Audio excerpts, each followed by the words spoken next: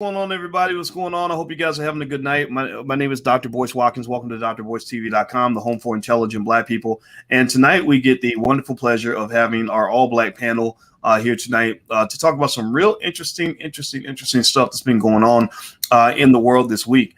There is a guy by the name of Derrick Jaxn. Derrick Jaxn has been one of the most talked about topics in the entire Black community, in the real Black community, in this for this entire week. The only other person that was talked about almost half as much was a brother named King Randall, the 21-year-old who started the school down in Albany, Georgia. But between King and Derrick, they've kind of taken up all the oxygen, all the conversation. Everybody has something to say, and this panel has a lot to say, and so I'm not going to say a whole lot on the Derrick Jaxn thing. I already did some commentary on it, but I'm going to bring in the panelists. So first of all, I'd like to ask everybody before we get started, quick housekeeping. Could you please hit the thumbs up button? Thumbs up, thumbs up, thumbs up. Share, subscribe, hit the notification bell, support Black media, be a part of what we got going on whatever platform you're on. That's first request. Next, let's jump right into the conversation. So Derrick Jaxn and his wife, give me his wife's name again. I apologize. What is it? Danae. I'm gonna write that down. Derrick and Danae Jaxn went online to discuss this crazy thing that was kind of brought to the fore by Tasha K, a gossip blogger, who seemed to really hate Derrick. Like she really seemed to have an issue with Derrick Jaxn. So she took great pleasure in bringing a woman on who said that she'd had an affair with Derrick. And if I'm not mistaken, y'all can correct me on this. I could have sworn I read something that that she's not the only one. Is that accurate? He admitted that she's not the only one. Okay, so now you're getting this cascade of accusations of infidelity. Not even accusations anymore. Confessions of infidelity, and it's coming from a guy who has long preached against infidelity. I mean, literally, this has been his thing. This is what he's been. People have been mad at him for appearing to pander by preaching infidelity as if it's something he would never do, and then you see the roaches all start crawling out the closet. So I'm going to jump right in and go straight to for some reason my spirit tells me to go to Dr. Charm, because I have a feeling Dr. Charm, who is a sprightly, intelligent Black woman, has a lot to say on this. So Dr. Charm, what have you seen in the whole Derrick Jaxn situation? What's going through your mind? Well, first of all, Dr. West, I'd like to thank you for having me, and I've never been called sprightly before. I like that. I think that's a compliment. I don't know what sprightly means exactly, but that just came. God gave me the word, so I'm gonna go ahead and use it. Yeah, I know what it means. So I guess I am sprightly. I used to. Well, he used to come across my Facebook all the time. But first of all, I just want to say, why does the neighbor look so out of it? Is that a bonnet or was that a winter hat going on? What's going on there? If she didn't have any makeup on, like, girl, don't let that man have you looking crazy out here in these streets. Just because he may have stepped out, I think he had to address the issues. I do watch Tasha K, and Tasha K is becoming the queen of the exclusive, and so I think she's got a thought detector, and people like Tasha K do take pleasure in outing these kind of folks, because no one likes a hypocrite. And so it kind of reminds me of the old days when I think Jimmy Swaggart, the televangelist Jimmy Swaggart, got outed, and I think Jim Baker. So every man who's kind of held to these standards or holds themselves to these standards, they open themselves up for ridicule if they're not walking the walk that they talk. And so there you go. But I like I said, for his wife, I want her to not be on here in bonnets and stuff. Okay, so speaking of the bonnet, let me just I didn't know if it was a bonnet or I don't know, a skull cap or something. I don't know what it was. I'm gonna show y'all the picture. And I'll Don't admit, do that, boys. we gotta pull up. She looks over it. We gotta, now I don't know what that. Now what do y'all think that is? Is that, it looks like a hat? It does. I thought it was a bonnet. I thought it was a fall winter hat. It's like a fall winter hat, but it's giving bonnet steez. It did have definitely. I noticed the bonnet feel too, and I had the same thoughts, Dr. Charm. So Zakia, tell me about the bonnet skull cap winter hat. Do you think that makes a difference? Like, do you think that she had any obligation to appear to the public in any particular way, or what message do you think that was sent from her? A lot of people talked about her appearance and her body language. What did you see, Zakia, when you were sort of watching Derrick's response to all of this? Absolutely. Thanks, Dr. Boyce. Glad to be here, and nice to finally meet Dr. Alicia as well. So I noticed the bonnet immediately. I'm a woman, and I'm not going in front of millions of people with no bonnet on my head, especially after my husband is cheated. Like, to me, that spoke a lot to what I believe is self-esteem issues, which I know as a woman can suffer, as you know, when your man has went out on you multiple times or whatever. You know, most women will have some issues around that and some insecurities. And so that's what I saw. She is certainly not healed. I heard a lot of language about, you know, God and Christianity, and that's fine. But clearly from the outward appearance, and even when she did talk, it was not convincing to me at all. Okay.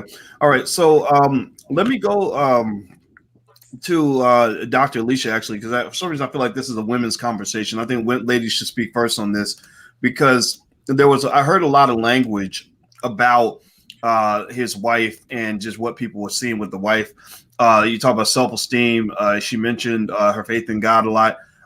Dr. Alicia, as a therapist, an expert on human behavior, things like that, what are your thoughts when you observed his wife? Yeah, I mean, I agree with what was being said. It's almost like what I saw in Dania might have been the result of low self-esteem. This is what happens when you're in a relationship and you're being hurt repeatedly in the relationship. You start to ruminate and you think about what he said to you that you didn't like, or she said to you.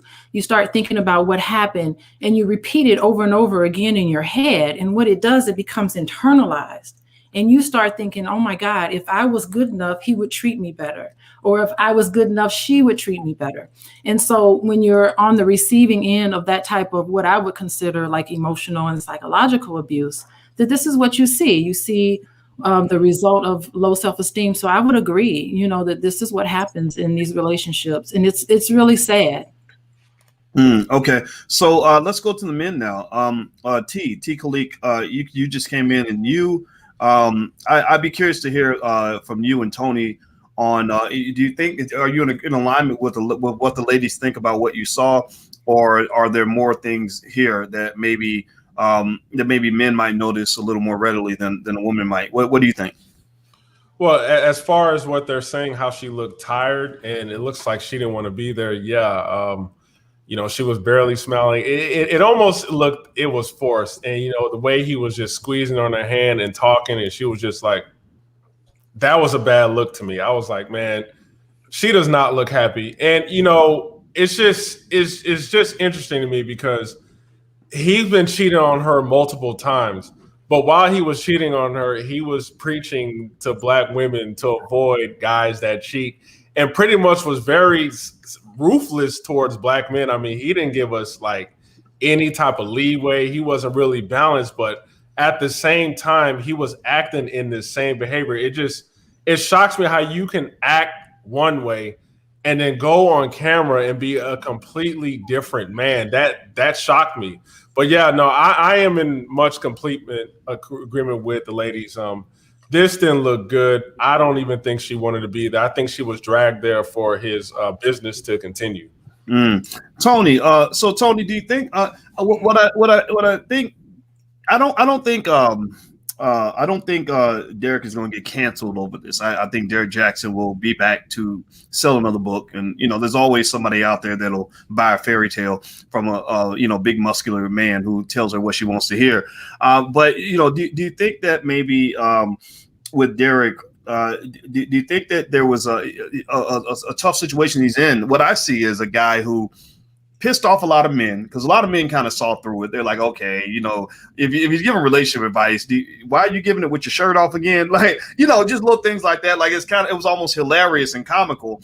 And what was even more comical was when I would talk to my female friends about it, and they'd be like, no, he just happened to be getting out of the shower at that time. I'm like, okay, whatever y'all got going on, that love affair, y'all can have it. But it almost seems like Derrick's challenge is, so the men are already like, whatever, man, just do your thing, go get your money, do your thing.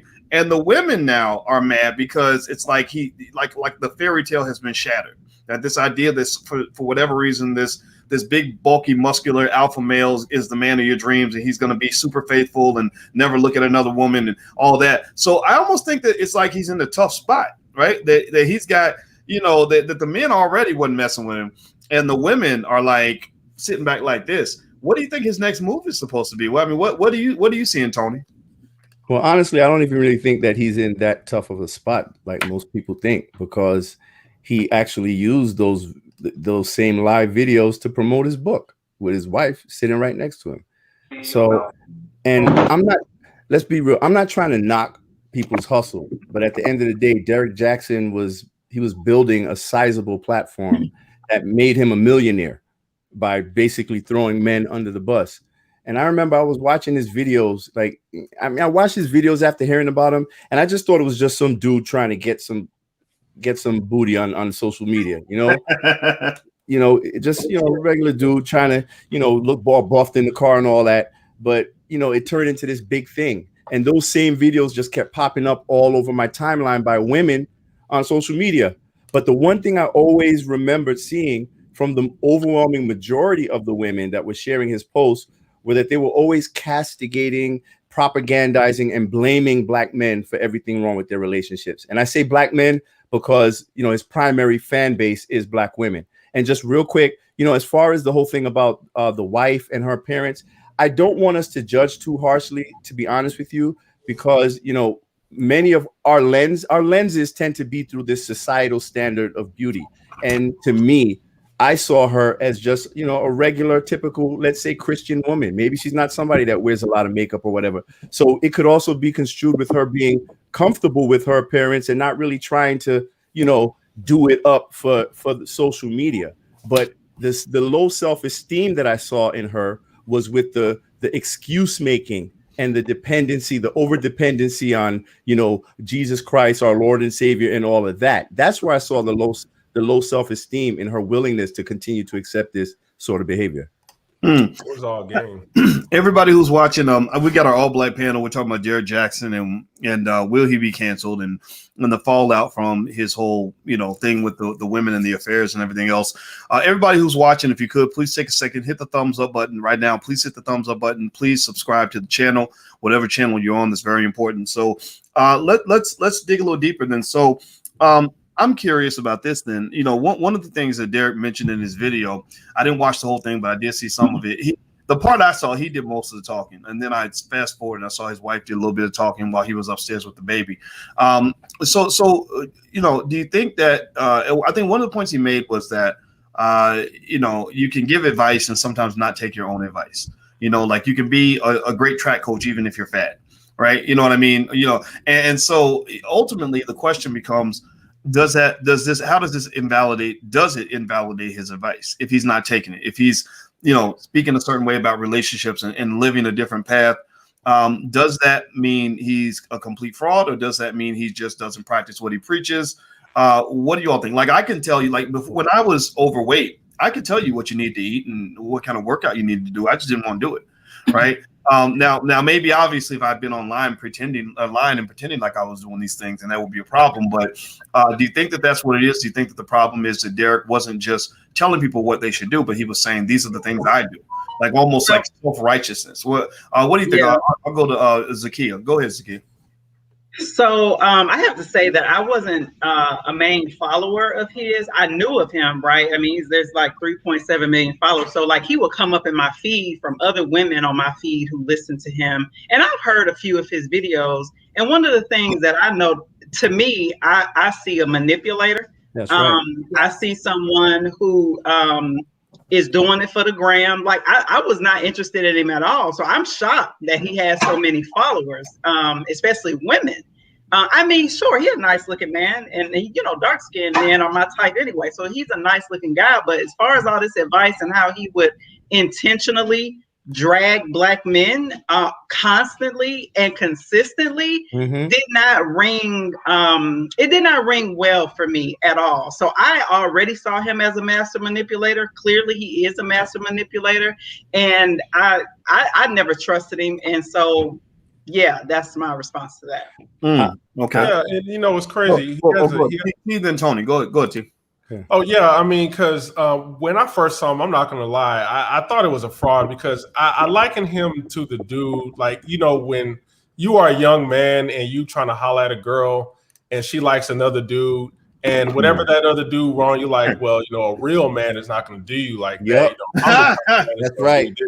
But the difference between Derrick Jaxn is actually the dude that woman wants, you know, because he's the, you know, the muscular, handsome Black man. So that's pretty much what he was doing. Like, any man knows that. Like, pretty much, he was pretty much telling women what they want to hear for economic gain. That's right. Exactly what I saw. And, you know, what red flags that shot up to me is I'm like, man, if this guy, you know, understands women so well, where's his wife? Like, I'm like, where's his woman? You know, I never see her.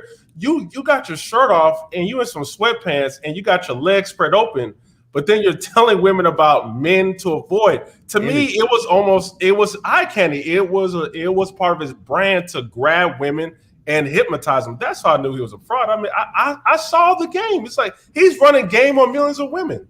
Yeah, word. And to even go to the question, you know, that you said, boys, like, I think some of the most dangerous and harmful lies are always laced with a little bit of truth. So I don't want to say, we're not going to sit here and say that all of the advice he was giving was terrible advice. No, what makes him dangerous is the fact that he knows how to use good advice and twist it in a manner in which it'll become super palatable for women. Oh, I can't. I hate looking at this dude on the screen. It's kind of weird. But hey, you tripping with the but that picture right there, it represents like the perfect Black man archetype that a lot of our women subscribe to, right? Tall, dark, handsome, muscular, very in touch with his feminine side. So, you know, that's actually what he uses to reel you in and tell you everything that you want to hear, all of your problems. Listen, it's not your fault. It has nothing to do with your choices or your decisions. It's all his fault. It's the man. Meanwhile, he's telling you all of these things because his true goal is to enrich himself. So I say, toss it, the whole dude out, man. Just toss him out. Well, can we talk about the religiosity? And that's not hating, which keeps getting like Black men hating on it. Go ahead. You said the religiosity? Yeah, I mean, that's what's getting people. We can't not talk about that. This whole Christianity and forgiveness and giving it back to the Lord. 12 years he been cheating on you and he changed now? Oh my God. I mean, it defies logic. And so it defies logic. And I'm not saying that to like beat up on the sister, because I mean, I've been there. I mean, I'm a happily married woman now, but I mean, I used to be like that. Like, everything, you just give it to the Lord and it's like, gonna magically get better. I'm sorry. I'm not trying to like, and offend people who are Christians. I'm only going by what I heard on those videos and what her whole Instagram is about.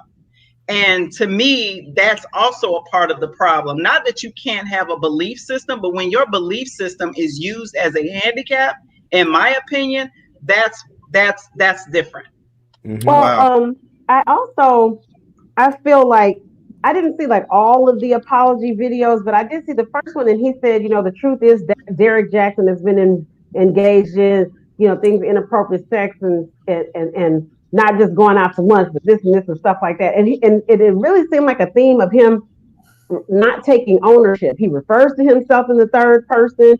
He's saying he won't say directly, I had illicit extramarital sex with other people. And so for someone who preaches taking ownership and about, relationships and being real, he isn't being real. So I think, with 3 million followers, everyone's talking about him. He's made the Breakfast Club, rumors and on Essence and all this stuff. So I think it's an opportunity, as far as his brand, so many couples have dealt with infidelity. And I think if smart guy going to take this and turn it into, this cheating apology tour and what strengthened our marriage. Because she did say when she first found out, Janae first found out that she did leave him and she didn't come back until she saw some changes in his behavior. So maybe she's not oppressed as she looks over there in that bonnet with a cap. But I think there's a lot at stake. Mm-hmm. And I think there's a lot on the line for him because, 3 million followers, he's a millionaire, it's all relationships. So he better take this and he better flip it and spin it and do some things with it. Yeah, you're gonna I just want to say that Christian stuff he was saying, I thought that was all game to me, to be honest with you, because if you look at this lady, she's constantly talking about, God, Jesus, the Bible. And I feel like with guys, if you want a type of woman, that's what she likes. I feel like you mold yourself into it because, he's talking about God and Christ and, he falling in love with Christ while still lying. If you saw his first apology video when he went on YouTube, he said he had the lady come over and he didn't have any sexual relationships with her. Comes to find out that's a lie. But I just feel like, to me, in my own opinion, and just knowing how some guys manipulate women, he's making himself to be this Christian man who's really, loving Jesus and everything. And I believe that's the only way his girlfriend would take him back because that's all she talks about. So he's molding himself into that man, which I think is very manipulative in my point of view. Well, what's interesting is that whenever you have a man of prominence who has a large female following, and he's apologizing for some ratchet, ridiculous stuff that he did, first thing he'll do is he'll lean on the Christian side of the faith because there's such a big margin of error for forgiveness. So you go out and you apologize. You say, right. Well, I'm only human. I'm not perfect. And people are like, well, I'm human too. And I'm not perfect either. And studies show actually that Black women are the most religious group of people in America. And so effectively, it unfortunately lends itself to some of the more extreme examples we see in the church. I don't think the Black church is all bad. I think the Black church is very diverse, and I'm not here to crap on the Black church. But y'all know we got some pimps in the pulpit. Y'all know this, right? And so if you imagine, there's a reason why some churches, for example, will not allow themselves to have a pastor who is either young, unmarried, or both. If you are a 31-year-old good-looking man who ain't got a wife, they already expect you're gonna be hoeing all up in their church. And remember, it takes two to tango. It ain't just him. Let's stop this whole like, oh well, it's just the Black man's fault. The Black man. No. A lot of the women who are mad at Derrick and is talking smack about him will be throwing the draws at him too if they had the opportunity. So I think that's what we haven't talked about is the women who knew he was married. Let's talk about that, please. I think we should talk about that too, because I'm gonna tell you like this, and Zaki, I'm gonna go to you. I was a little bit irritated by the woman that decided she's obviously getting revenge. She's obviously mad about something. Now, I'm not trying to say that she has no reason to be mad. But you would have to put a gun to my head to get me to go on the internet and tell you about any woman I was ever with. I mean, of course, I only have eyes for Alicia, but I had a life before Alicia. No, you don't kiss and tell. Men don't do that. Men don't do. It's only women that are allowed to go and say, "Well, he tricked me into sleeping with him." Well, men can't do that. I'd be looking crazy if I did that to a woman and blew up her whole spot. Just because I'm mad because she wouldn't give me none no more, or she wouldn't send me money or whatever. Zakia, please go ahead.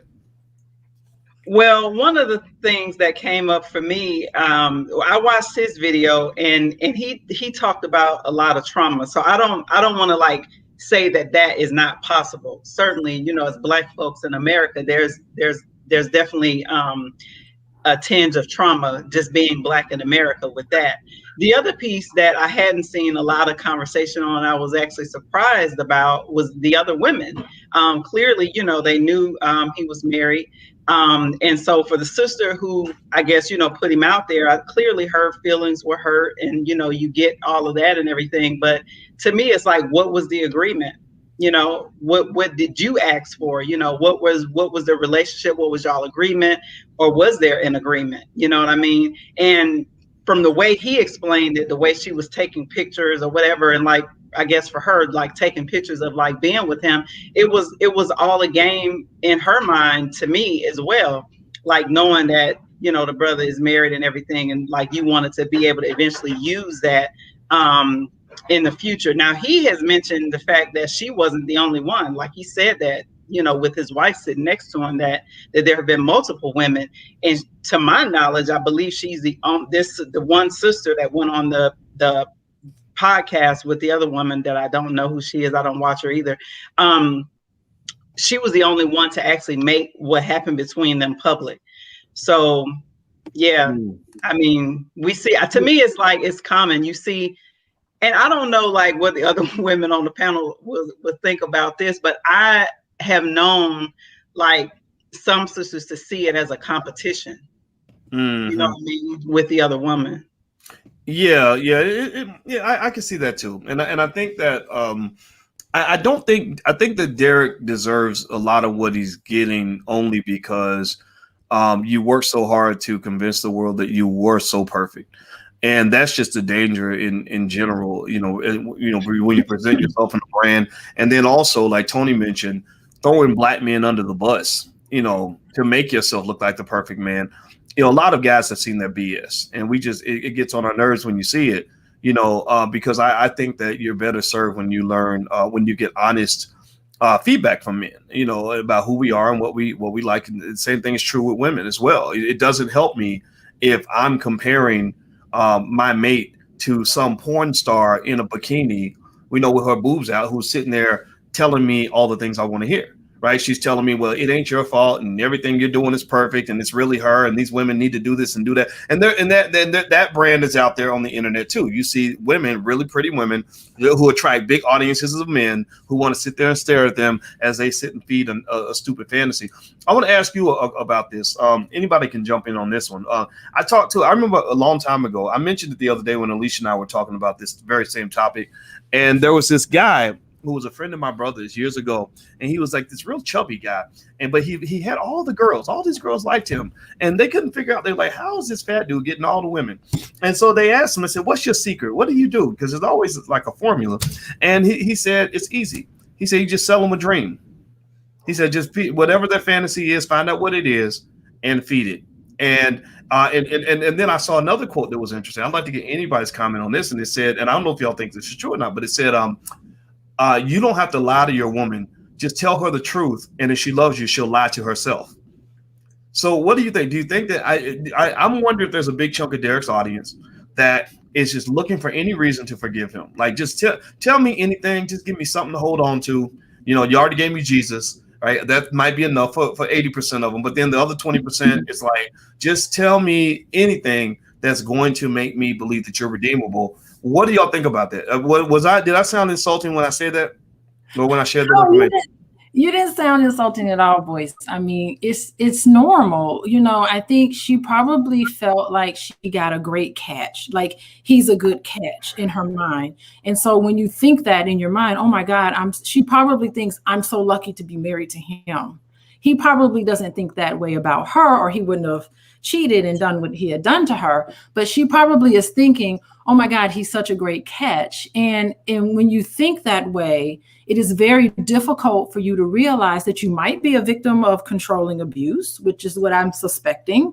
And in these situations, you give up your power, you give up your control over your life. And this causes a lot of pain, of course.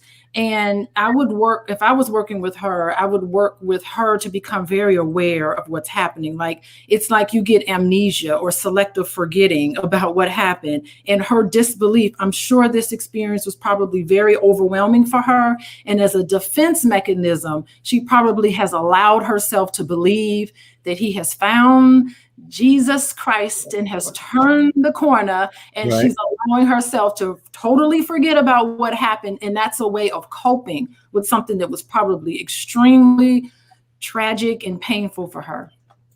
I think that's the same denial that many of his supporters are brokering in as well, because it's like they cannot face the fact that they've pretty much been duped. If you think about it, you know, it's easier to just kind of say to yourself, oh, well, you know, make a bunch of excuses for him. Well, he didn't really mean to cheat that way, because those girls, you know, those women that he was messing with, she was just being really vindictive the way she did it. You're going to come up with all these excuses to preserve how much you've invested in him, rather than just facing the fact that a lot of people are pretty much, they're too lazy to put in the work.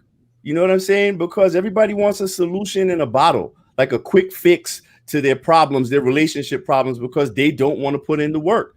And that's what gives guys like Derrick Jaxn their opening.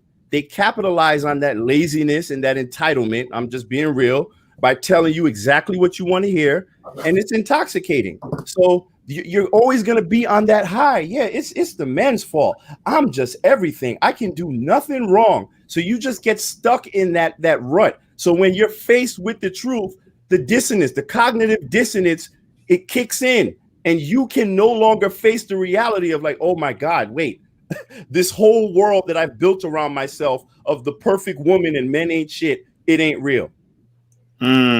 Wow. Well, everybody who's watching, I'm speaking with our all black panel, and we're having an intelligent black conversation about a lot of things, love, relationships, everything else, and also Derrick Jaxn in particular. So if you could take 1 second, everybody in the audience, please hit the thumbs up button, share, subscribe button if you haven't done it yet. And also make sure you subscribe to the channel if you have not done that yet. And so one of the things I want to ask everybody on the panel is, you know, when you think about Derrick and you see he's built this massive following as a relationship guru, and I'll see a lot of people that are, you know, licensed therapists that have all kinds of degrees and everything, and who maybe have, you know, 35 followers on Instagram, you know, little things like that. I'm really curious, you know, what is Derrick's qualification in this field? I mean, is not to say that you went to school to learn anything, but does he have you know, I just think he very, used his, oh, go ahead, I'm sorry. He's very nice looking. I mean, he's not a relationship expert that's catering to men and women. He's a specific niche. He's a very muscular, chocolate, dark-skinned black man, handsome. He's catering to single women who may have, you know, going through these, or women who are, you know, dealing with F-boys. I won't curse. And so, or feel that they're dealing with F-boys. And so, you know, it's like the preacher. It's like the preacher of the church, where there are all these single women. The pastor, he's the father, he's the husband, he's the comforter for all these women. And so it's already lopsided to begin with, because he's not being honest with the audience. But then if you're honest with the audience, then you lose the audience, because people want to be lied to. Very, very people really want to do the work. The people that are really wanting to do the work, they're not over there listening to Derrick Jaxn. They're over there to the therapist's office. They're with Dr. Alicia, with Alicia. And so that's where they are. And so, you know, that's the thing. But like I said, I think that, you know, he could turn this around and turn this into, you know, we survived the relationship. I just went into his site. He has some very, very lovely pictures. And he's got card games and books. And he's built an empire off of lonely black women. So, I mean, he's not going to let that crumble. He's not going to let that crumble. So, you know, now he's got his wife out there. And as far as the girl that told it to Tasha K, now she said he told her that he was separated. And when she got to the house, there were boxes over there. But see, in my book, separated still means married, because if anybody, you know, something happens, somebody need to pull the plug, it won't be you, it's going to be her. So, you know. Well, you know, I mean, I guess it's as much as you can critique, you know, people who want to try to put people on blast or take pleasure in taking people down. It comes with the territory. You know, I think that when you put yourself out there in a certain way, you know, things are going to happen. I mean, I've had rocks thrown at me, you know, with things that just weren't true, and you just learn to live with it. And one thing that I do believe firmly is that, you know, that if you benefited people, and I think Derrick benefits people in a certain way. It might just be the same way a drug addict or drug dealer benefits heroin users. Like that you really can make that analogy where it's like, look, I'm gonna sit here, you know, with my chocolate body and tell you that you're perfect and wonderful and help you live in this little bubble of perfection that makes you feel better about your terrible life. Maybe that's a service he's provided, no different from the way a comedian tells jokes, right? And gets paid to tell jokes and make you laugh. People like those opiates, you know, people when they're going through Black trauma and pain and the challenges, they like those opiates. And really what's so sad about it to me is there's so many traumatized people in our community, you know, so many people that can be easily manipulated and emotionally exploited. And you see it happen. The politicians do it when the Democrats and Republicans are telling you that the other party's going to come kill you, you know, and we, Lord Jesus, you know, they're trying to get you to take vaccines or, you know, just all, you know, sell your product to boost your self-esteem. And so I think that's where the ethical conversation has kind of come into play. Now, just so you guys know, I read Derrick's bio while we were talking, and I saw that he graduated from Tuskegee, but I saw nothing about any sort of specific credential. But Tuskegee, Alicia, your dad. Wow. Years. Maybe your dad taught Derrick. Wouldn't that be funny? But so let me ask y'all this. All right, so give me your final thought just in terms of you know, moving forward. I mean, what do you think we've learned from this? What do you think Derrick's learned from this? I'll start with you, Zakia. Maybe just, you know, a couple of thoughts we can walk away with so that we can all be better people. Because this ain't about just talking about Derrick Jaxn and his life. It's about us just walking away and learning something from this.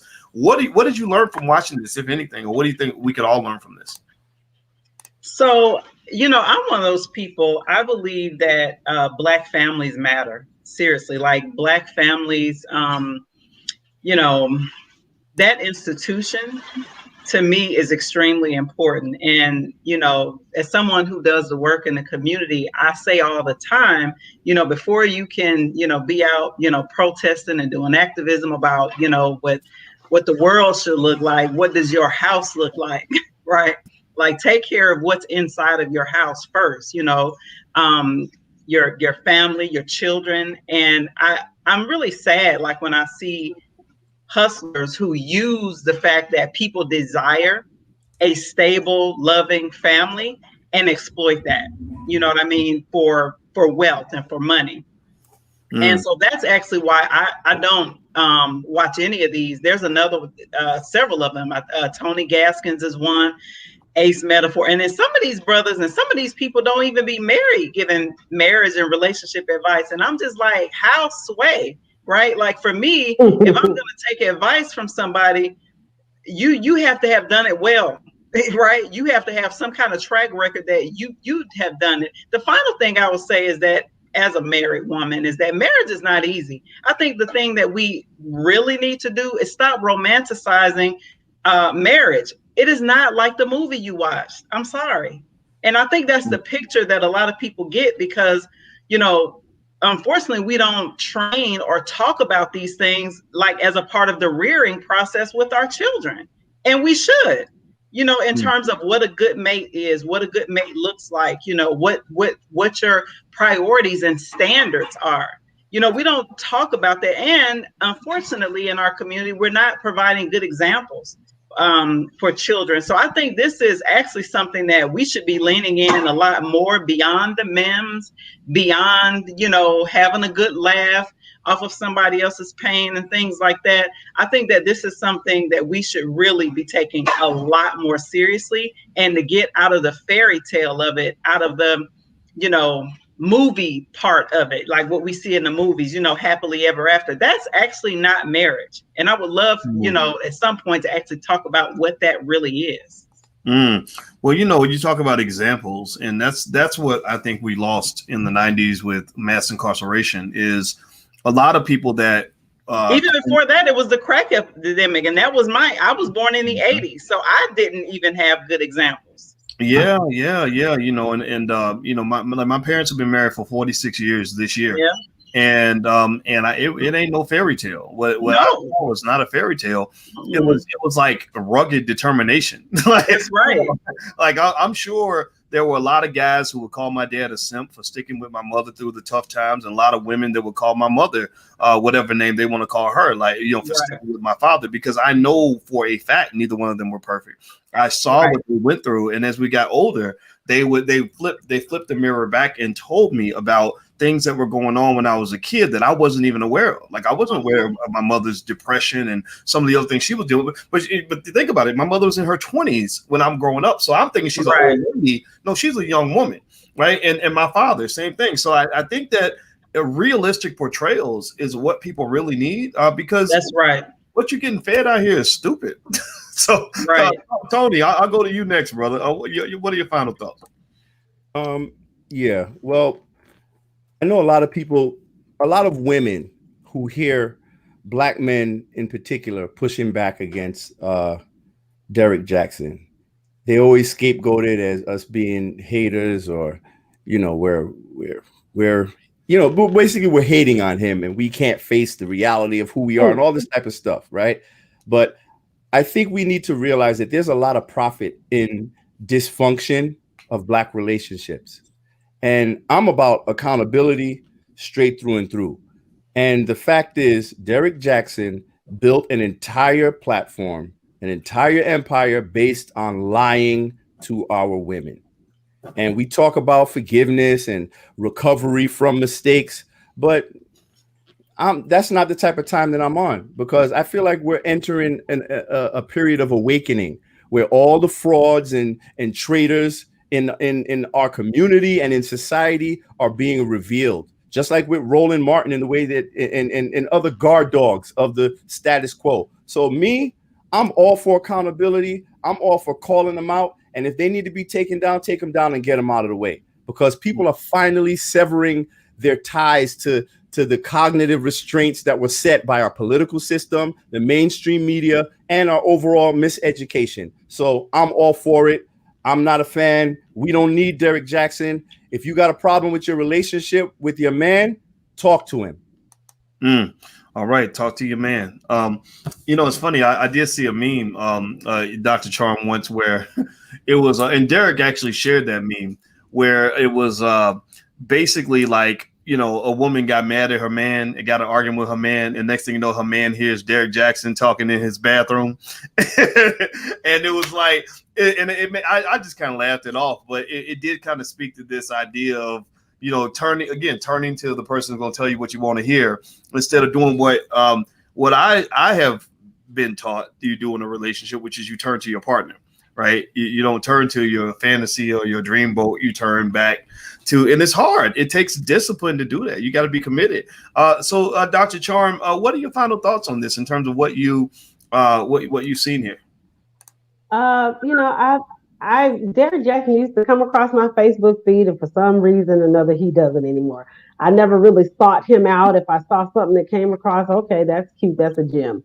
I think he has an opportunity to, if he's really a genuine person, and that's up in the air.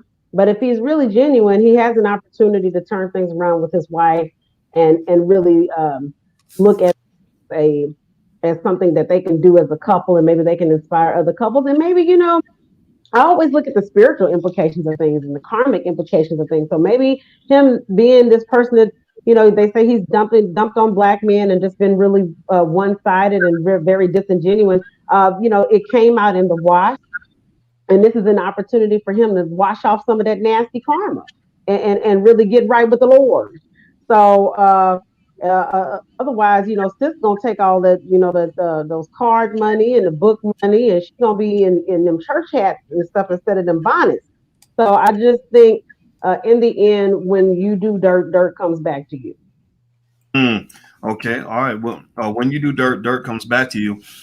You know, so T, I saw I never really cared much about Derrick Jaxn's pandering. I just saw it for what it is, right? But we're not the same age, and I'm like, okay, you know, you're a young guy, maybe you feeling yourself or whatever, and you know, that temptation from fame and fortune and all that can be intoxicating, especially when you're young. When you get older, you kind of learn, you know, to be careful. You know, like it's funny. One of the guys in the Black Business School used to be in the group Belleville DeVoe.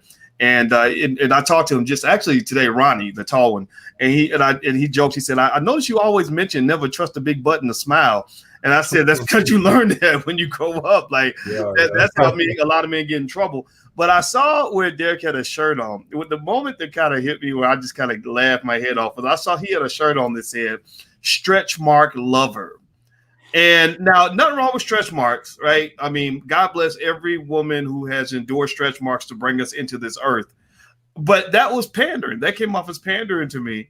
And I just thought it was hilarious. So, T, what are your final thoughts on this? Like, where do you think this is going to go? And what do we think we can learn from kind of what we've been watching here? Well, there's a couple of things that has to be learned. And first off, when it comes to Black men and women, I can see that there's definitely a disconnect in our community, because we were pretty much saying, you know, be careful of this guy. I think he's conning. But we were attacked for being haters because, you know, he looks better than us. He's got his money. We're just haters. And what happens is when you see those women attacking us like that, I can, you know, if you can fall for something like that, what I learned is that I can see why these men sell them dreams, lie to them, and, you know, get over on them. Because I mean, I'm not a woman, but I'm not understanding how you couldn't see this, you know, especially when someone is laying down examples. Look, he's got his shirt off, you know, he is not being balanced. He's really saying things that men aren't agreeing with. And just be, you know, have your ears closed until something extreme like this has to happen. It's almost an abusive relationship. But I just feel like there's a disconnect in our community where Black men and Black women aren't listening to each other. We're just going our own ways. And then this is how people come in our community, Black, white, or whatever, and just exploit us because they know we are divided. So that's exactly what happened to Derrick Jaxn.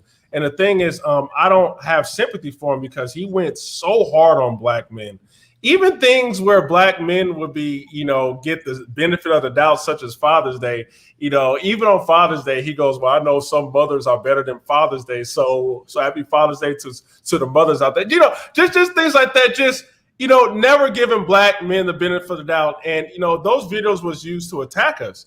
And Derrick Jaxn never really built any bridges with Black men at all. So when he's attacked, if you notice, he's not getting defended by anyone. Nobody is defending him, not even Black women. Like, he's out there alone. And I feel like if he was balanced and he, you know, built bridges with Black men, you know, we can kind of defend. It would be give him a little realism on his side versus he's pandering. He will look more realistic, but no, he didn't do that. So to me, this almost can seem like a massive L for Black men in general, because his following not only have Black women following, I saw white women, all types of other women like, oh man, you go, boy. But then he comes out doing that, and it's like, man, it's like, do we want to listen to Black male gurus? I mean, because it just seems like these scandals always pop up, you know, and it's just frustrating that it's coming from our men. So no, he did a lot of damage, and I don't know if he could come back, but, you know, quite frankly, I don't care at this point. Okay, so by the way, I want to mention Zakia has a great podcast on YouTube, right? Zakia, Real Talk with ZSJ. Yes, on YouTube. Yeah, Real Talk with ZSJ. So I hope everybody will subscribe. Zakia is a very smart Black woman that has a lot of great things to say, and I hope everybody will subscribe to her. And Boyce will be a guest on April. I don't know if this on your calendar. You coming? Yeah. make sure Taryn has it on there. Taryn has it, yeah. I will be there with bells on. I can't wait. And also, Tony Lindsay, before I go to Dr. Alicia, you said you had a message for Derrick's wife. Is that correct? Yeah, I just wanted to give like a quick little message because I see she's been putting up like a whole bunch of videos explaining herself. I think she even did one today. And one thing I want to kind of say to her is, sis, you know, maybe fall back from explaining yourself. And I myself, I'm the son of a pastor. So she uses a lot of scripture and she speaks about no weapon that is formed against you shall prosper. So I just want to guide her to just read a certain scripture, Ephesians 5, verse 6. And it says, let no one deceive you with empty words, for because of these things, the wrath of God comes upon the sins of disobedience. And that's just basically telling you that, you know, avoid all contact with those with deceivers and don't join in with them in their sin or comply with it. So she has to, I just want her to just please just face that and realize when you are being deceived and don't just stand by and take it. I'm just saying that with love. Well, I'll say this before I go to Dr. Alicia. I feel like I don't feel personally like I have much ability or right to make any recommendations for Derrick or his wife on how to manage their marriage, right? I think marriage is very personal. And my 2 cents for anybody listening is, when it comes to your life, just know you're the boss of that, right? Nobody has a right to tell you what you should or shouldn't do. It's just like, for example, when I got on my knees and proposed to Alicia and I had my emotional moment, oh man, I had all kinds of dudes calling me simps and saying this and saying that. And I didn't even care. I was like, man, F all of y'all, because this is my life. Like you're not bringing any of that with you into your home, and it's the internet. The internet ain't even hardly real. It's real, but it's not. Right. It goes away when you turn your computer off. And I think that's a way to keep your sanity, because there is a downside to this, this so-called internet fame, in that it can drive you crazy because you got a million people and everybody's got an opinion. And I had to even, have talks with Alicia about this. And I was like, okay, are you sure you want to go out here? Because some of these people are crazy, and we had to kind of figure that out in the beginning. And one thing I can definitely say is that, how we run our relationship is going to be, based on what we choose to do. But then again, we're in our 40s, so we're able to figure that out a little bit better.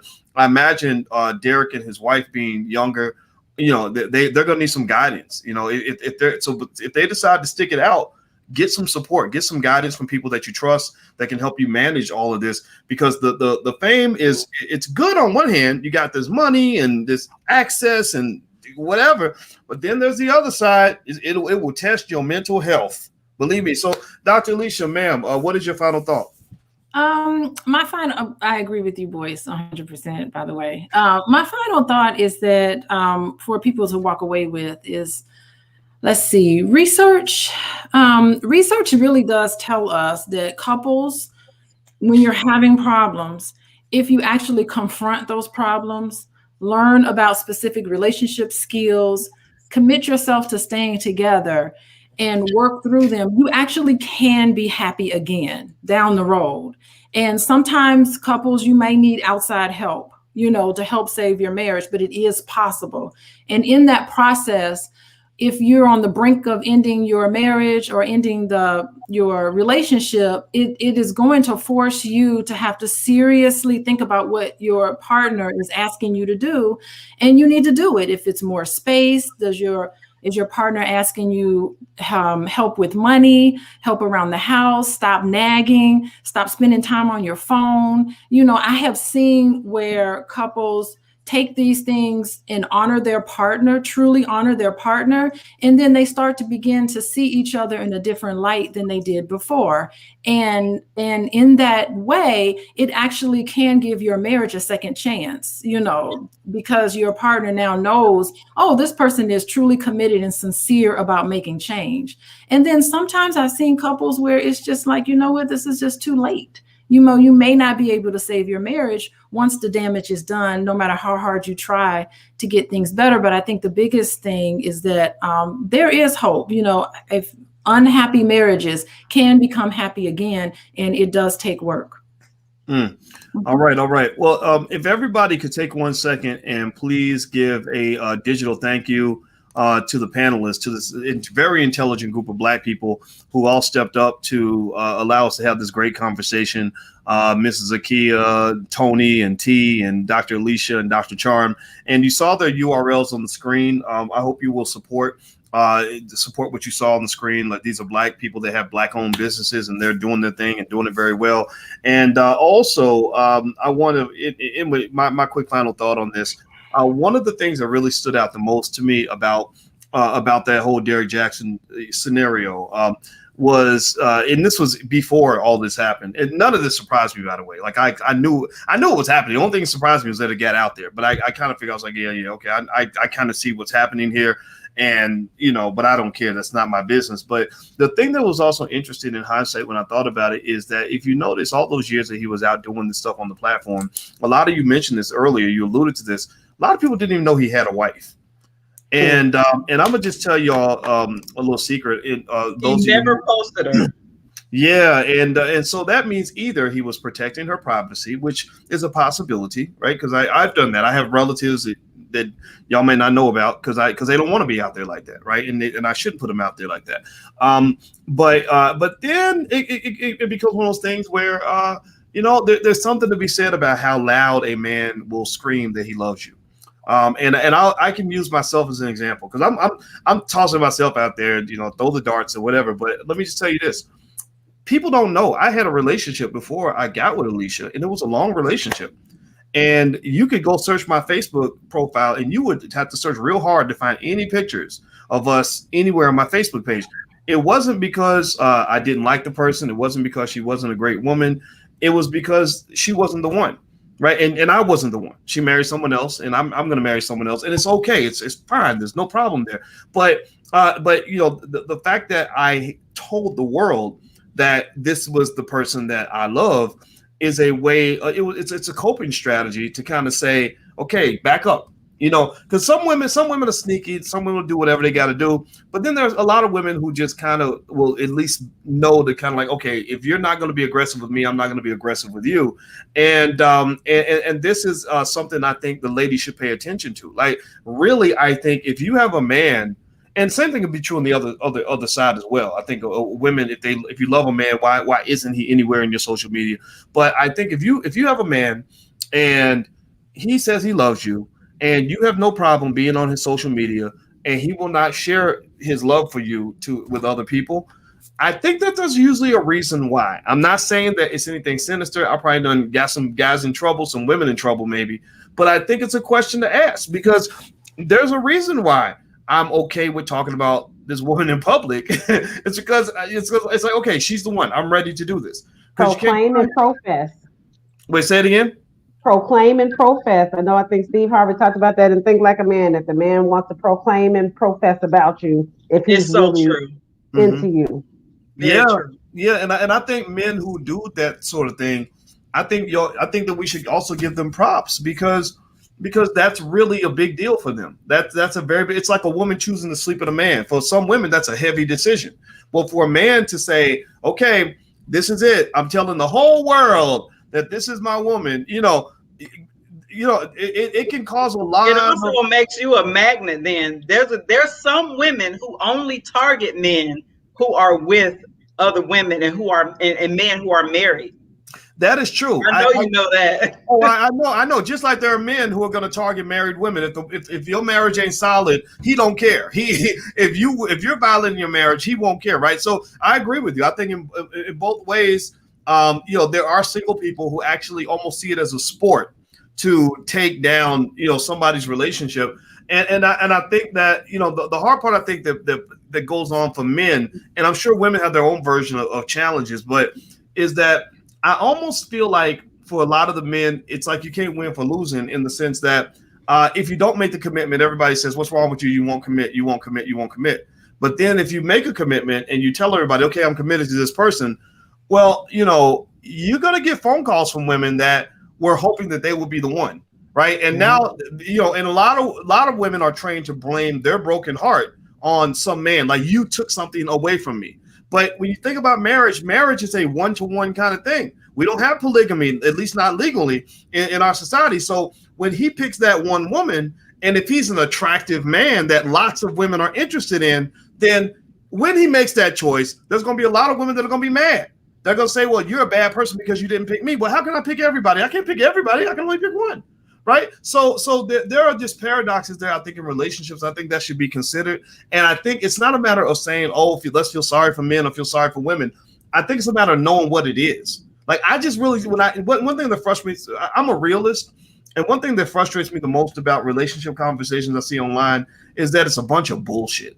It's just like these weird little fairy tales laid out of these idealistically perfect scenarios that people are supposed to abide to. And I just don't see real relationships happening that way. And I encourage everybody, if you want to do this for yourself, like, be ready to do the work and be really ready to confront reality on what that actually looks like so that you can know things when you see them. One example, I'll throw this and I'm gonna be done. I know guys who are very famous, who are Derrick Jaxn, attractive, who go city to city and meet literally every single day. They meet 5 women who think that he's the man of their dreams.